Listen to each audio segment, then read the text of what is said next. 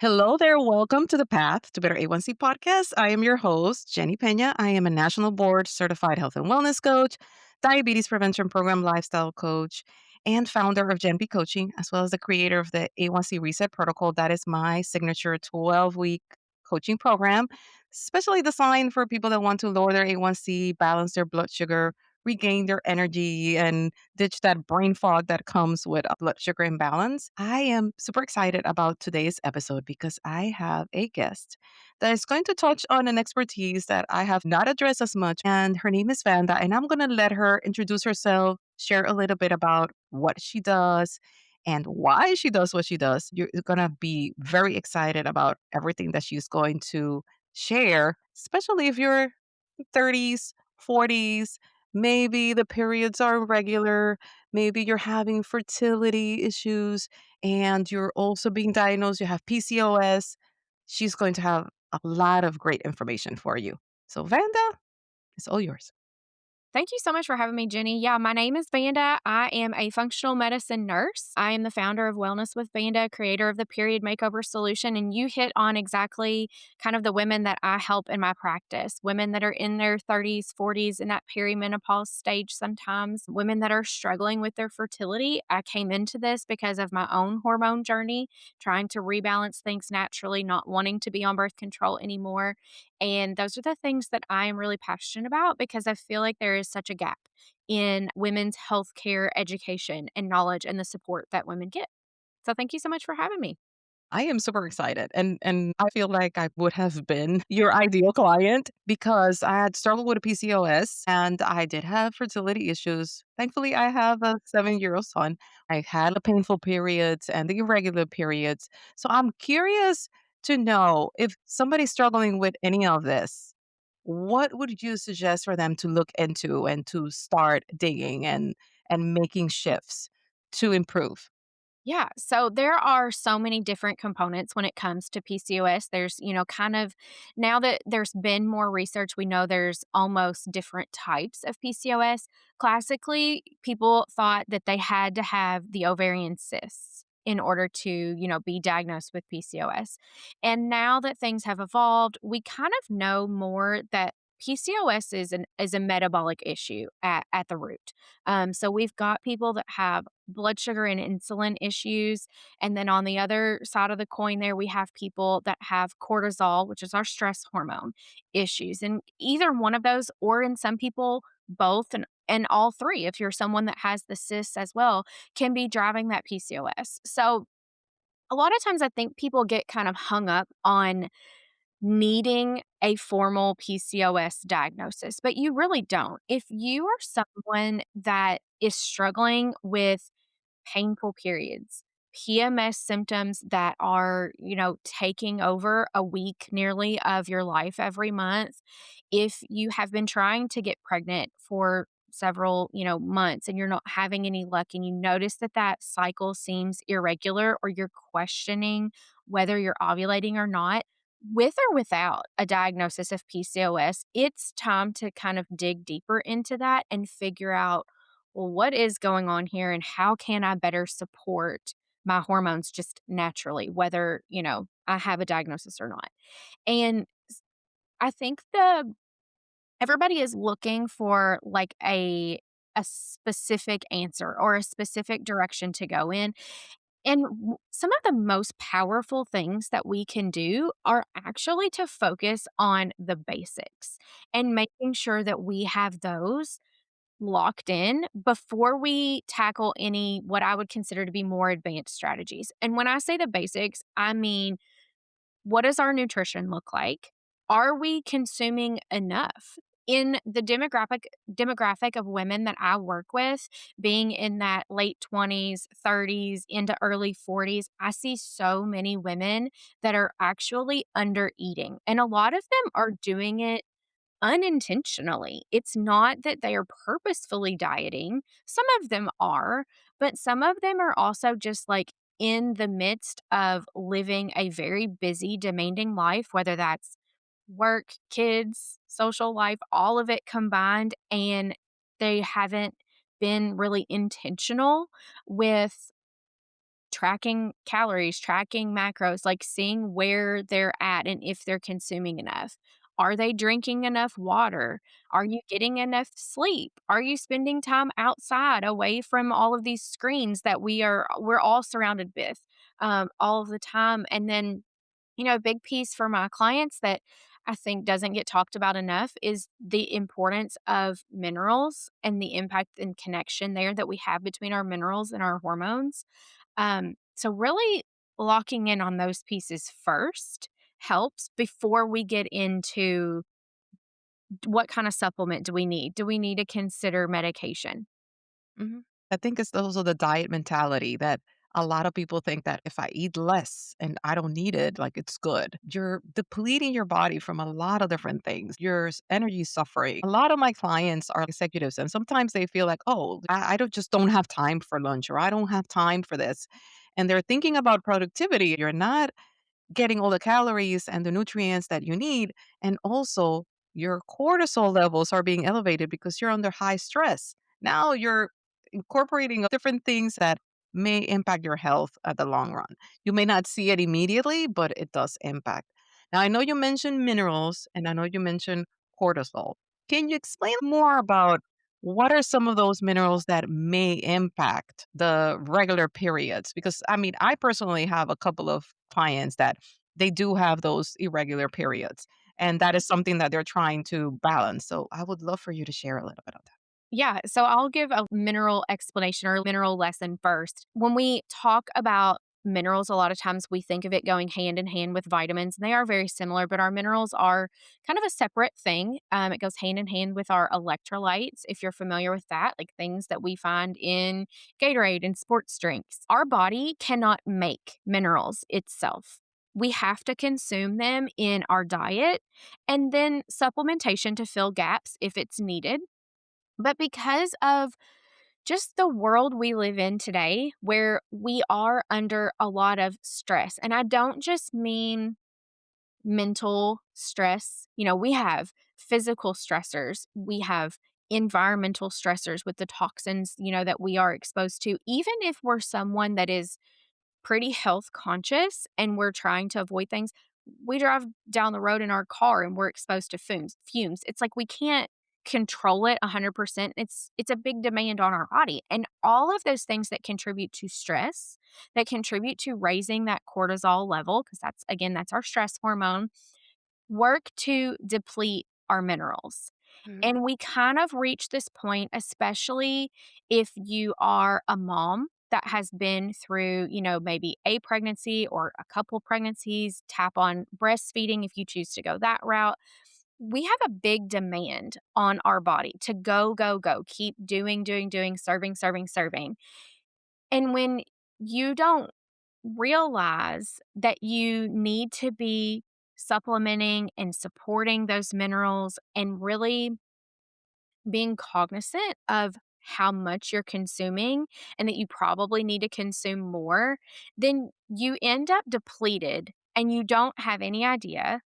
And you end up with this laundry list of symptoms. Sometimes that shows up as irregular periods, sometimes it's fatigue, brain fog. Our minerals are responsible for thousands of different processes in our body, so they can really be linked back to nearly any type of symptom.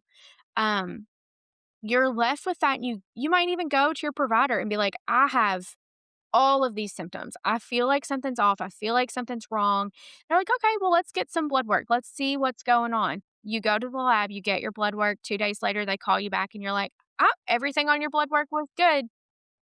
And they send you on your way and you're left wondering like, well, if everything is good, then why do I feel all these symptoms? Why do I feel like I have to push, push, push to get through the day? And most of the time it comes back to your minerals and the fact that your minerals need to be evaluated in a different way Mhm. from what shows up on blood work.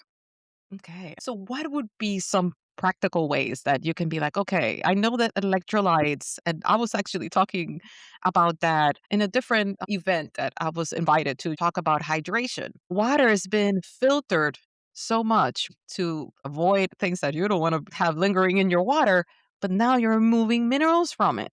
Like there are certain processes that in order to clean the water, now you're removing some things Then we know that also they add some other things that maybe we don't even want in our bodies. And a lot of people were asking us, like, do we really need electrolytes? Yes, you should kind of need to incorporate that just because of the minerals. Like, it's not the same. We're not drinking spring water anymore. Like back in the days that you could just go to the river and grab some water and it was going to be perfectly safe. But what are some things that maybe the audience can incorporate? How can I support my mineral intake? Maybe foods, maybe certain habits. What can they do Yeah, to absolutely. optimize? The best way to support your minerals is to first know what your specific needs are. We do that in my practice through a test called HTMA testing. It's hair tissue mineral analysis. But for people that are not there yet, or they've never heard of that test, they've never have it, they don't, maybe they've got one ordered, but they want to start today. I haven't met a person yet that couldn't benefit from supporting minerals and electrolytes. So, the easiest way to do this and kind of the first step to take is number one, look at your average diet across a couple days, maybe a week, and see where you can add in more mineral rich foods, which are mainly going to be your fruits and vegetables and then quality meats. But a lot of times, if we take a step back and we look at what we are consuming, and even if you just evaluated it from like a color perspective, we realize that we're consuming kind of this orange light brown bland diet. You really need to have those different minerals from food sources for your body to be able to best absorb them. So I like to look at the common meals that I have and say, okay, what could I add as a side here? Can I add some broccoli to this? Can I add a handful of blueberries, raspberries, cut up a kiwi to go with my lunch? And I like that because I feel like in a world where we are commonly told, like, "Cut this out," this is kind of fun because we get to add to what we're already doing. And then the second step would be to find a good source of minerals that struggle to put this in the supplementation category because I think we're not taking a pill. It's not supplementation in maybe the traditional sense, but Mhm. having a mineral drink once a day, kind of mid-morning, like morning to sometime by early afternoon is really game changing for a lot of my clients because you get a quick win typically with your energy levels. And it's like I do this for a day or two and suddenly I realize like, "Oh my gosh, I do have more energy. This really is helping." And I love that we get that with minerals because there's not a lot of other health related interventions that we quickly get to feel like this is really working. This is helping me.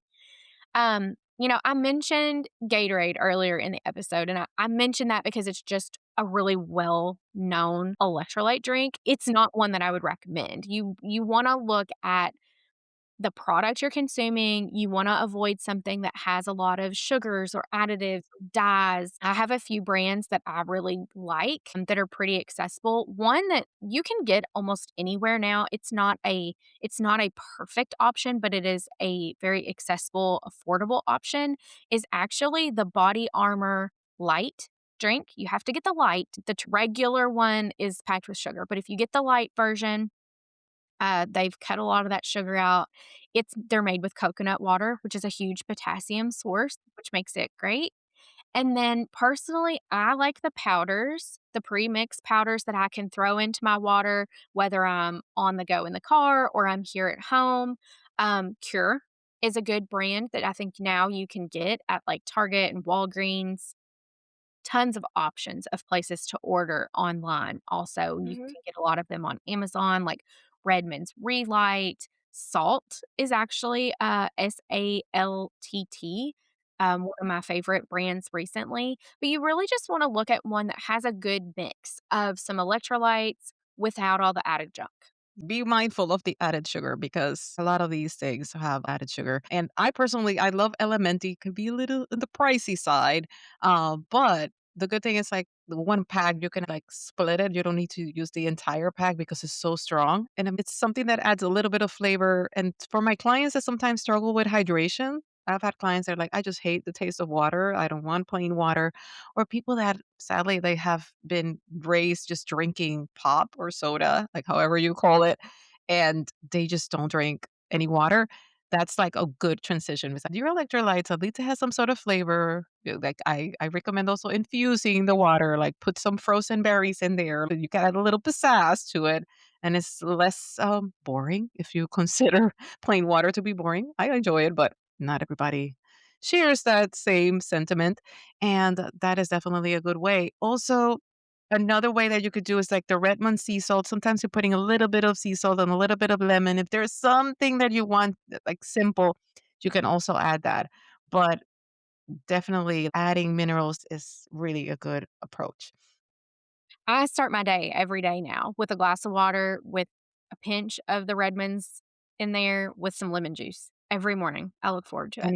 And your liver is probably saying, "I love you," when you do that because it helps restart your body after you have been sleeping and it helps them like detox. So it's amazing. What are things that you have seen connected with your clients in terms of having this irregular periods and insulin resistance? Because that's like one thing that I'm noticing, and that's why I thought I'm like, "Oh my god, like it will be amazing to bring you here," just because my demographic, it used to be older from like 45 to like 60, 65, people that are having diagnosed with prediabetes and type 2 diabetes. But now I'm seeing that a lot of women are getting diagnosed, and men too, way earlier. Yeah. Yeah, I And see that too. Um, women come to me typically because they have period symptoms. Not all of them have some type of formal diagnosis, but they're either trying to get pregnant and they're not having much luck, or they are suffering through month to month with these periods that are very painful, very heavily, um, or, the PMS symptoms are causing them to be a person they don't really want to be, at least, a week a month. And we do find as we're working together, as we're working things up, sometimes as we're looking at labs, we do find that there is a blood sugar component in most cases. And I think that, it really comes back to even just how we're taught as children and growing up.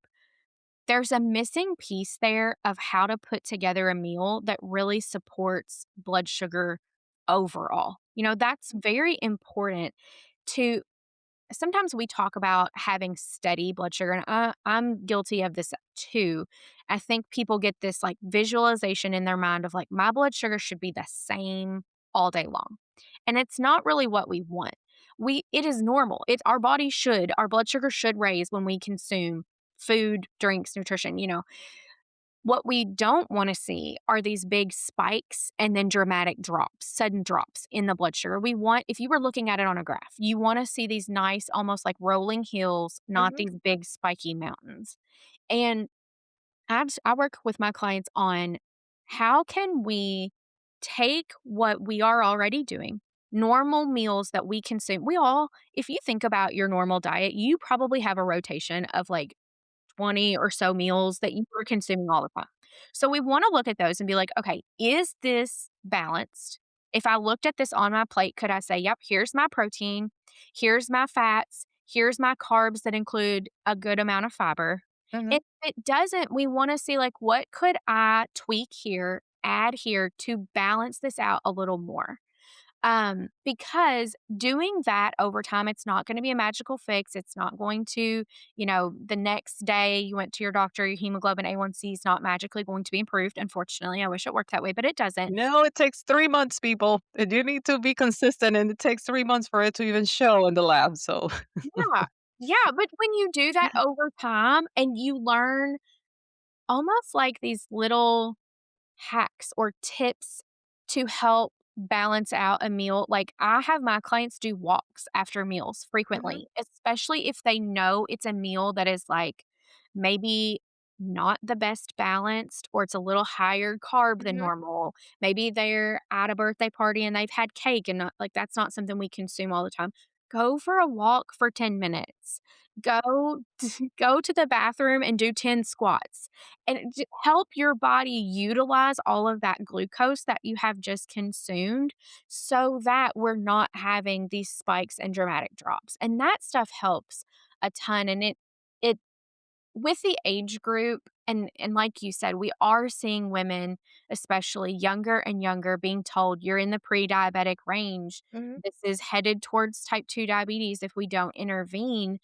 I think it's good that we're starting to see those conversations earlier and earlier. I'm not sure that years ago the indicators weren't there. It's just we maybe weren't talking about them as much, but that's a good thing because then it gives us the opportunity to be a little more proactive and say, "Oh my gosh, like I'm going to stop this now." Whereas, you're not in your 50s just being handed a type 2 diabetes diagnosis and put straight on medication without ever really prior to that being told, like, "You need to be thinking about your blood sugar. Are you working on your nutrition?" Mhm. Yeah, absolutely. And that's one thing that I also shared because sometimes my clients are like, well, but again, the labs. And I share that a lot. I'm like, sometimes your labs are normal, right? Like, or within range, but it does not mean that your body's already giving you signals, right? Like, I always share if you're having that 3 p.m. slump and you feel like you're going to pass out, I'm like, that means your blood sugar had a spike and then crashed because your body's saying, wait, I need to produce more insulin to bring that down. And then what happens after? You crash. And when you crash, your body now is saying, I need more energy. And what you're going to be craving? You're going to be craving carbs and sweet stuff because that's what's going to give you that quick energy. And all that, I like to describe it as a roller coaster. So instead of being somewhat steady and just like going in simple waves, you're just going into a roller coaster. And that leaves you moody, that leaves you fatigued. Again, it impacts a lot of your hormones and it creates a whole myriad of things. But it's amazing how something as simple, and I keep saying, I'm like, yes, we're not necessarily diabetic or pre diabetic, but that diabetes plate, right? Like having lots of vegetables, having that balance is not about a restriction. And I love that you share that. Oh, let's focus on what you should have on your plate versus what you should be taking off because you end up crowding certain things out and your portions will shift. You mentioned also about the minerals. And one thing that I like to do with clients is every week pick a color and pick a vegetable of that color to explore because different colors means that they have different nutrients. So you're not eating just the same green vegetables, right? Like we all kind of like tend to go for the greens. But if you incorporate different colors, fruits with different pigmentation, you're adding different nutrients into your diet. And it's less boring too, right? Like you want to add a variety. I would love for you to share.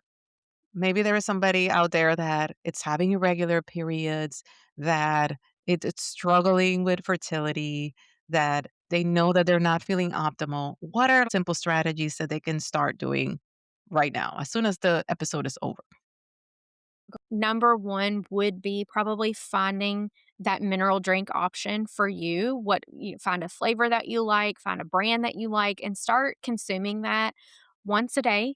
See how you feel. If it really, really helps you and you're like, I want to try what I would feel like if I do 2 of these a day, that's okay. You're probably not going to give yourself too many minerals that route.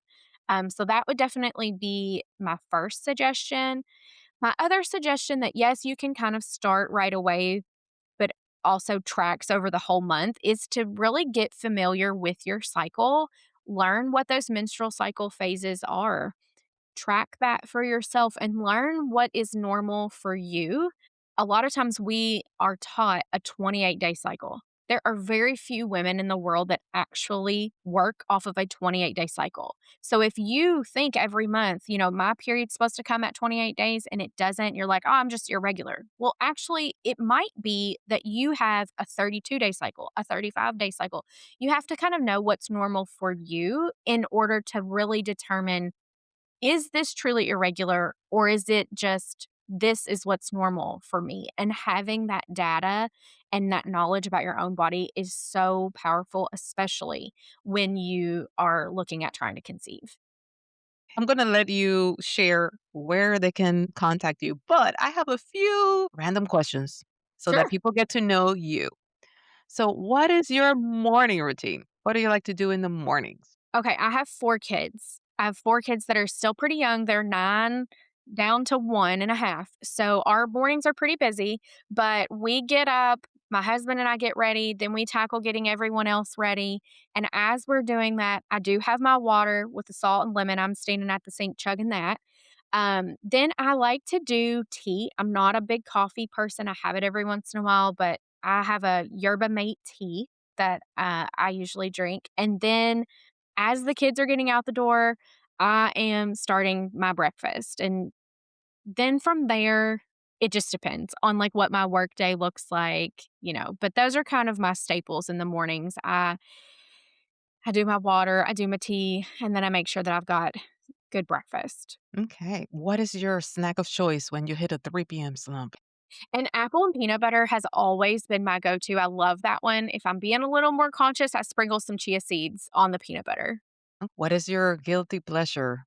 That thing that you enjoy doing that you're like, I love to read. I've always loved to read. Now, since having kids, I don't read physical books hardly ever anymore, but I have absolutely fallen in love with audiobooks. I never thought I'd be an audiobook person, but I do actually love them. So that would probably be my thing. That's frequently playing in the background if I'm not doing something else or while I'm doing dishes, fold laundry, going for a walk, whatever it might be.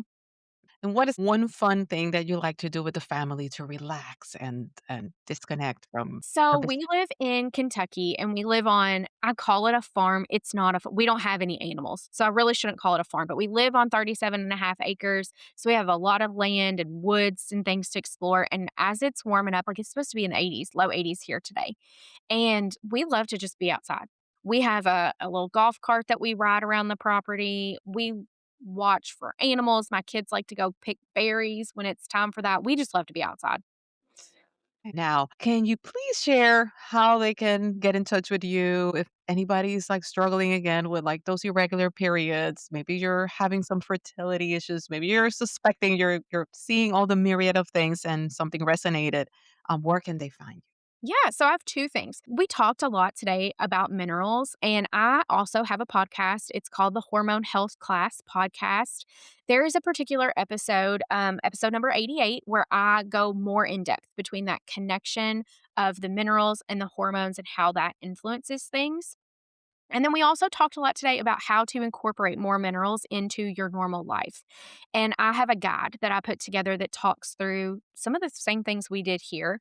Um, how to sneak more minerals into a meal, how to make your own mineral drinks at home, what brands I like and recommend. I call that my Minerals for Mama's Guide. So that is available on my website. It's wellnesswithvanda.com, Minerals for Mamas. That would probably be the two best places to connect with me. And then if you love to hang out on Instagram, I'm over there at Wellness with Vanda. And I will definitely put all the details on the show notes. Any last minute thing that you would like to add? Maybe something that you feel like, oh, I should have mentioned this, but I didn't. Gosh, no, I mean, I think we pretty well hit on everything. I think we had a great conversation and just get your minerals in. That would be the number one thing. Thank you so much for your time. I will put everything in the show notes and let's get those minerals in because a lot of things nowadays and I was sharing like protein is like the sexy macro now. Everybody talks about protein and I keep saying I'm like, yes, protein is important, especially if you're having insulin resistance, but it is not the only thing. Like you still need to incorporate fiber, you still need to focus on your hydration. Again, now we're talking about minerals. So health is never like this one thing, and I think in general, we tend to hyper focus on one thing. Before it was fat. Fat was the devil. Now it seems like, oh, now carbs are the devil and we need to focus on protein. So instead of creating that balance, the way that you explained earlier, we tend to hyper focus on one thing. So it's great that, now we're bringing clarity on yet one other element that not many people talk about, and that is minerals. So thank you so much, Vanda, for your time. And as every Friday, just wait for a new episode. Thank you for giving me some of your time. Until the next one.